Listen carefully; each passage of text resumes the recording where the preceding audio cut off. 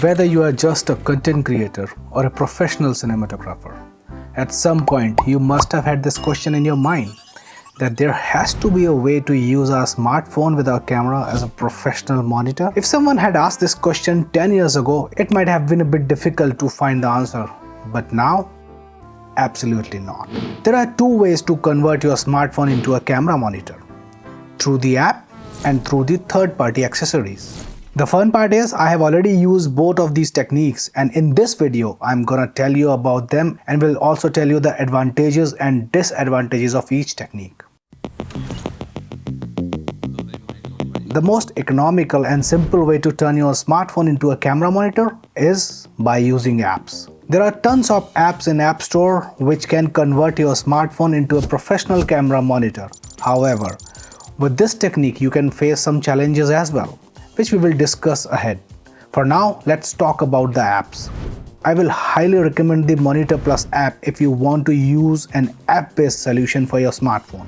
It's available on iOS as well as Android platform. It also comes with a free version with a limited functionality, so you can test it first before fully investing in it.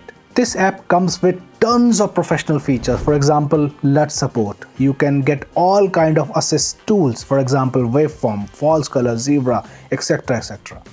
I have personally used this app in the past and created a detailed review video about it. You will find the link in the description just in case if you are interested. Using such app is quite affordable and easy. However, there also can be quite a few challenges in using them, and the biggest challenge is compatibility with different cameras. For example, the Monitor Plus app only supports Sony Alpha camera system. So if you are someone who use other brands like Canon or Nikon, that this app will not work for you. The other problem I faced while using these apps is that if you use them for extended period of time, at times they would connect to your phone and they might even crash. Another major problem you might face is the transmission lag. If we put it in simple words, when recording a video, your camera is capturing something else, but the feed on your monitor is displaying something else or slightly delayed. By the way, if you are using a Panasonic, Canon or Nikon camera system, then there is another wonderful app in the App Store. It's called Field Monitor. This particular app is only available on the iOS platform. Here comes my favorite solution.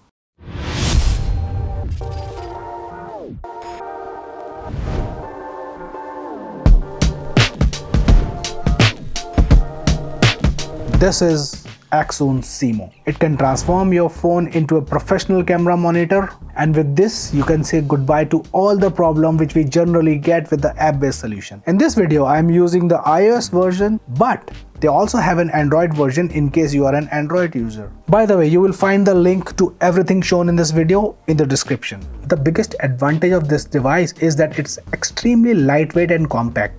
Plus, it gets connected with an HDMI cable. Yes, you heard it right. Since it's a wired HDMI connection, you get the most reliable and almost lag-free transmission, which is a huge advantage over apps.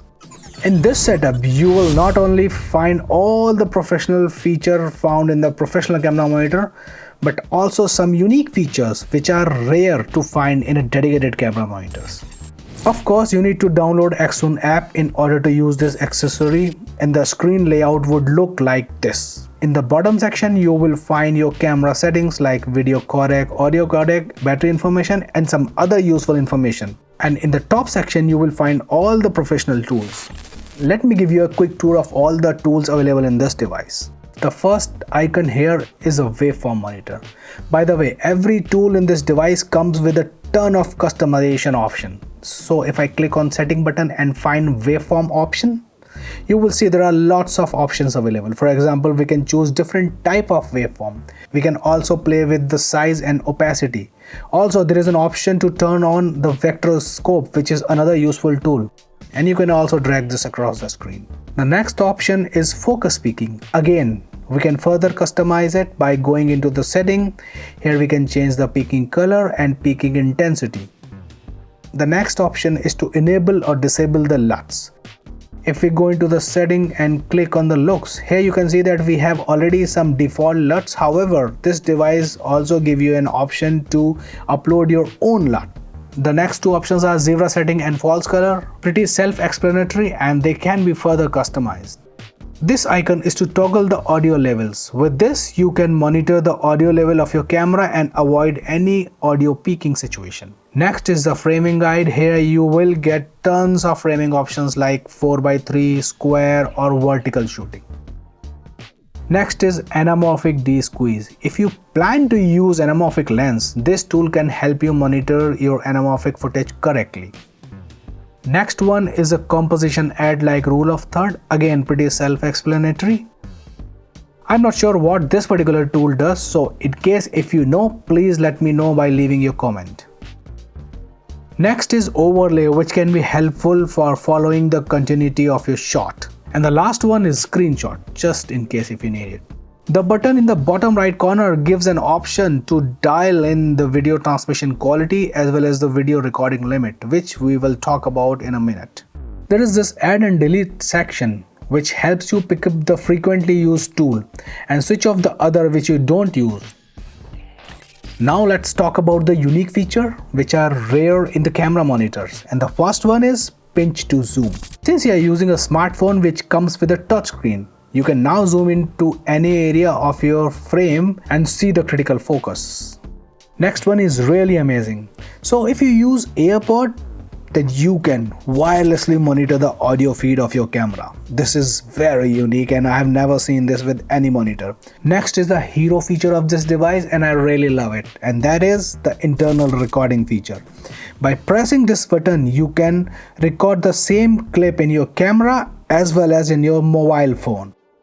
Here is a small sequence I recorded for you guys. Clip on the left is recorded on the mobile by Accsoon app, and the clip on the right is recorded by my Sony a6400 camera, and that's a 4K clip. You can compare the quality of both the clips here. It's a game-changing feature, especially for the content creators who quickly want to share the content on their social media channels, and this feature can let you do that. The next unique feature is a built-in live stream support. So if you are someone who goes live frequently, with this device you can do that in a highest possible quality without using any capture card.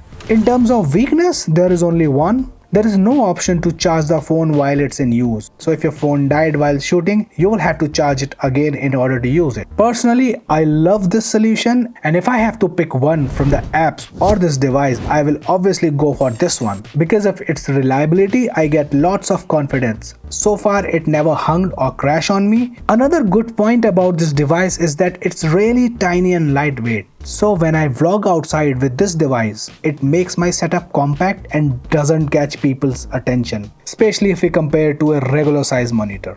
And there is no denying that this also keeps my setup extremely lightweight, which is really helpful on long days. Your smartphone is always in your pocket, and this device helps in converting your smartphone into a professional grade monitor, which means you don't need to carry your big and bulky monitors on your shoots until it's necessary.